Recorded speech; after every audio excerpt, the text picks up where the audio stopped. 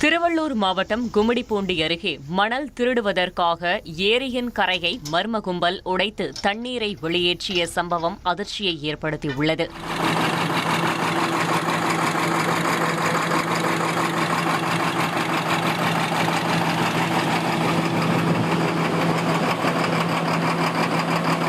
ரெண்டு நாளாக ஏரியில் இருக்கிற தண்ணி ஓட்டுறீங்க, பொதுப்பணித்துறை அதிகாரிகளுக்கு தெரில.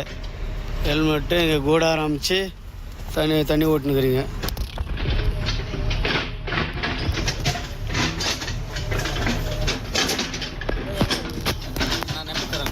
பெருவாயல் கிராமத்தில் ராட்சத மோட்டார்கள் மூலம் ஏரி நீர் வீணாக வெளியேற்றப்பட்ட வீடியோ சமூக வலைதளங்களில் வைரலாகி வருகிறது. ஏரிக்குள் இருக்கும் மணலை திருடுவதற்காகவே திட்டமிட்டு நீர் வெளியேற்றப்பட்டதாக புகார் எழுந்துள்ளது.